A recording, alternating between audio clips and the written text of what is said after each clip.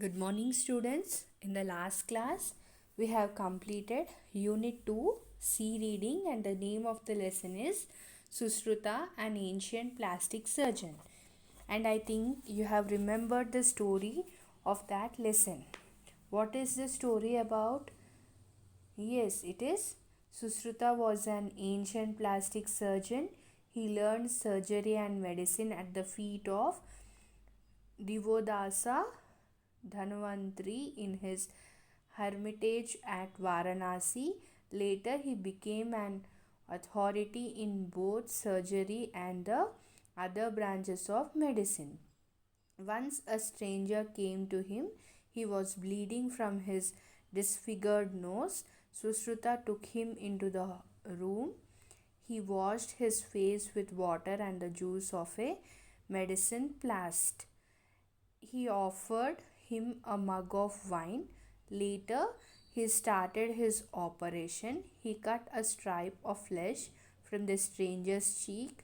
Later, he bandaged the cut in the cheek. Later, he inserted two pipes into his nostrils and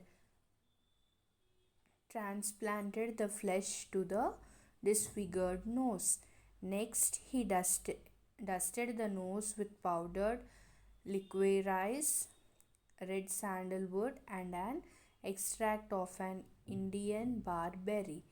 He enveloped the nose in cotton, sprinkled some refined oil on it, and finally put a bandage. Thus, he completed the operation. What Susruta did is not generally different from what a plastic surgeon would do today. So, today Susruta is recognized as the father of plastic surgery all over the world. Susruta was born in the 6th century BC. He was a descendant of sage Vishwamitra. He was the first physician to advocate the caesarean operation. He told his pupils that one could become a good physician only if one knew both theory and practice. So, this was the story which we have learnt in the last class. And today we are moving to the new unit, and a name of the unit is Puru the Brave.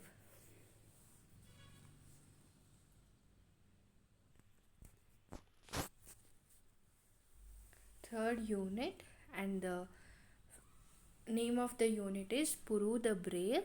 It is a reading.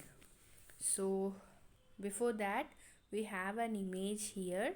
Look at the picture and answer the questions that follow.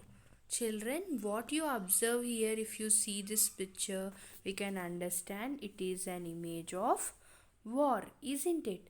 We can see soldiers fighting and elephants, all that we can see, isn't it? So, we will see what are the questions. Okay, what do you see in the picture? They are asking that what we see in this picture. In this picture, we see the scene of a fierce battle of ancient times. It appears to be completely an Indian battle. The soldiers of both the sides of the battle are using the old instruments of warfare, swords, daggers, and spears. Battle is going on fiercely. The soldiers are slashing their swords with lightning speed. Though they are well armed, the soldiers of both sides are wounded seriously. Their heads are cut off, some lost their limbs. The battlefield must have become red with the bloodshed. So this is the image. This is the thing we found in this image, isn't it? So the second question is, what do you think may be the causes of wars in the world? So they are asking the reason for these wars in the world. What it might be? Yes, people would thought they are stronger, do wars to make their opponents their slaves or subordinates and thereby conquering their lands. Every war is triggered by some immediate and some long term causes. Arms, arms race, territorial conflicts, aggressive nationalism, imperialism, militarism, terrorism, seeking vengeful domination, failure of peace treaties, natural reserves, etc., are some of the causes of wars in the world. Few developed nations are after the natural resource reserves of various other nations, damaging their sovereignty. So, we will move to the lesson Puru the Brave. Here it is like a role play, means it is a play type lesson. uh, Here there are characters. One is Alexander. He is the king of Macedonia who conquered Greece, Persia, etc. And another is Puru, a king of northern India. And also four Greek generals and six soldiers. So the characters in this play are: one is Alexander, second is Puru, and four Greek generals and six soldiers. So you can see the image of Alexander here. The camp of Alexander on the banks of the Jhelum. Alexander is sitting on a high chair and his four generals are sitting on low chair. Two Greek soldiers are standing at the door. Alexander is having a talk with his generals. So when this play starts, at that time the situation was the camp of Alexander was on the banks of Jhelum, and Alexander is sitting on a high chair and his four generals were sitting on low chairs. And also we have seen there are six soldiers. In that, two Greek soldiers are standing at the door and Alexander is having a talk with his generals. This is the scene when the play has started. So we will see what they are talking to each other. So first Alexander say that the battle of Jhelum will go down in the history of our country. So Alexander is telling that the battle of Jhelum will go down in the history of our country. And then first general said it will go down in the history of India too. Then first general said that it is not only in our country but it will also go down in the history of India. So then by listening that, second general said that it will go down in the history of the world.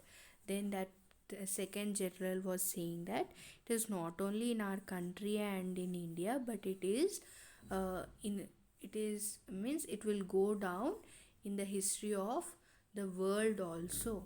Then the third general said, what he said, I have never fought such a battle before.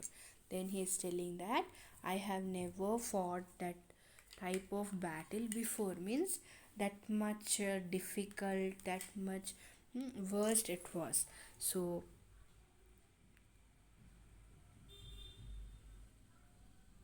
fourth general said, I haven't either. Until the last moment, I couldn't believe that we would be able to defeat the army of Puru. So, as the third general, what did he said? I have never fought such a battle before. Means they have never faced such type of battle before. So, by listening that, the fourth general was telling that even I also have didn't expected to happen. And he said that until the last moment he couldn't believe, means he didn't believe that they will win against the army of Puru. So what did Alexander said? Yes, it has been a great battle. Perhaps the greatest of my life, I must say. Every Indian soldier fought like a tiger. By listening the words of his general, Alexander said that yes, it is a great battle, and the greatest, and he is telling that it is not only the great battle, but it is the greatest battle of my life. And he is telling that all the Indian soldiers has fought like a tiger in the battlefield. Then first general said, they fought like devils, your majesty. So they, how Indian soldiers has fought, they fought like devils, your majesty. Your majesty means the way of addressing royal people. So he's telling that, first general is telling that the Indian soldiers has worked like devils, means fought like devils. Then Alexander said that the Indians are good soldiers, they know how to fight, they fight better than our men. By listening the words of his general, Alexander say that Indians are good soldiers and they know how to fight, and he said that they fight better than Alexander's men, means our men means his soldiers, or his people who serve the country, means his soldiers. He is telling that Indian soldiers fight better than our soldiers, means whose soldiers? Alexander's soldiers. Then second general said, but they aren't very skillful, your highness. So what second general is telling is, they might be, means as general said that they are better than their soldiers, isn't it? So by listening that word, second general said that, but they are not, but they aren't very skillful, means he's telling that the Indian soldiers are not skillful, means they don't use uh, weapons which are updated, means they use the old type of war weapons only. So he's telling like that. Highness means your highness, means a title of respect used when talking to or about a member of the royal family. So by, as the second general was telling that they are not very skillful, then Alexander said, I see what you mean, and here I agree with you. The Indian generals are still following the old methods of warfare. Their battle plans are faulty and they depend too much upon their elephants. But as fighters, they are wonderful. I have the highest respect for them.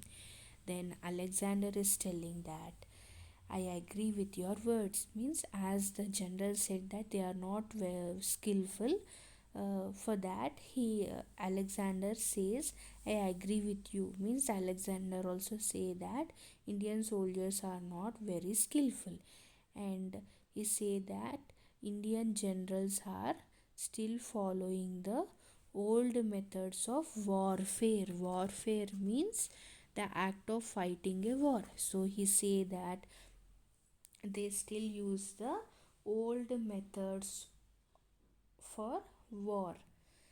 And also he say that their battle plans are faulty and they depend too much upon their elephants. So he say that they don't have proper battle plans, and they depend so much on elephants. So he's telling that Indian soldiers depend morely upon elephants. So but he's telling that, but as fighters they are wonderful. Who Indian soldiers are wonderful as fighters. And he say that I have highest respect for them. Who is telling this? Alexander is telling that though they don't have very skillful uh, though the though Indian soldiers are not very skillful, and they follow the old methods of war, but he say that as fighters they are wonderful, and he has high respect for Indian soldiers. Then the third general said, I was amazed to see how Puru fought in the battle of Chelam. By listening the words of Xander, his third general was saying that I was amazed, means he was shocked, or he was shocked to see how Puru was fighting in the battle of Jhelum. Fourth general. He continued to fight even others had left the field. I think he killed at least 100 of our men with his sword. So, as the third general was telling that he was amazed to see how the how Puru has fought in the battle of Jhelum. So the fourth general say that he continued to fight, means as everyone left the battlefield, but Puru was still fighting with the uh, was fighting with the other soldiers, means Alexander's team of soldiers. So they are telling that as all everyone has left the field, but still he was fighting. And also he's telling, means they are telling that Puru has continued to fight even when others had left the field, and he say that he might have killed at least 100 of members uh, with his sword. Then the second general said, and injured many more. Then, as the fourth general was telling that Puru was uh, Puru was fighting in the battle, though everyone has left the battlefield, uh, and he say that he might have killed at least 100 members with his sword. Then, by listening, that second general was telling that he also injured more, means many more, means he injured so many people. First general said he was badly injured himself, and also not only he killed or injured others, but also he injured himself, means he injured badly, he badly injured himself.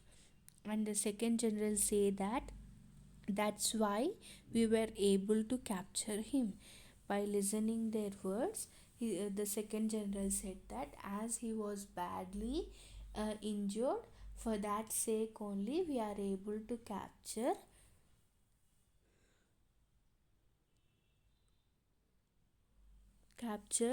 Puru. Then Alexander was telling that, oh, he is a brave man and a great soldier. I wish he were one of my generals. By listening the conversation of his generals, Alexander said that, uh, oh, he is a brave man and a great soldier. Means he's telling that he is not only a brave man but also a great soldier. And he say, and Alexander feel that if he also should be one of the members of his one of the member, means he feel who Alexander feel that Puru should be one of his general. Then the second general, he is a proud man, your majesty. Then when Alexander say that he feel like he also should be one of his general, then the second general say that he is a proud man. Then Alexander said, A soldier is not a soldier if he is not proud. I am not angry with him at all. He was not frightened by the news of my victories and refused to bow before me. So Alexander said that uh, a soldier is not a soldier if he is not proud. Then means, as the second general said, he is a proud man. Then Alexander is telling that if a soldier don't have that proud, then he is not a soldier.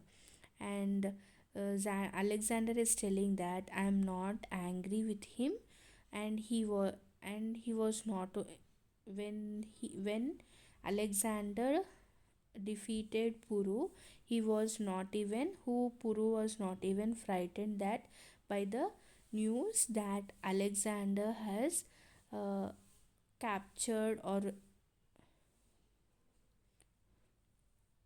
by the news of his victories, and he refused to bow before me. So Alexander is telling that when he heard that I have won the battle, he not even frightened, or he didn't agree to bow before me. So a soldier should have a proud. If he then only he will be a soldier. So like that Alexander was telling. By listening that, first general was telling, he will be brought to your majesty soon. Let us see how he behaves. Then first general was telling that he will be brought to your majesty soon, means they'll be bringing Puru very soon, and he is telling that we will see how he will behave with us. Then Alexander said, I am sure he will not behave like a coward. Then Alexander was telling that I am sure even if he has brought to my court, he will not behave like a coward, means as if he was afraid. Then, as they are talking, a soldier enters and bows to the Alexander. So till here I think you have understood the lesson. uh, if you have any doubts, you can ask me. Students, I didn't give hard words today for you. I want you to search yourself, means I want you to find yourself hard words from your textbook, from this lesson, and I want you to write, and I want you to send me. So write them neatly without spelling mistakes and learn the spellings. Okay, so what is your homework is, you have to read this lesson till where we have completed today, and you have to find the hard words, means which you feel very difficult to pronounce, or when which you feel difficult to learn the spelling or pronounce that word. You underline them and you write them in your notebooks and send me. Okay, we'll be completing the remaining part of the lesson in the next session. Thank you. Have a good day.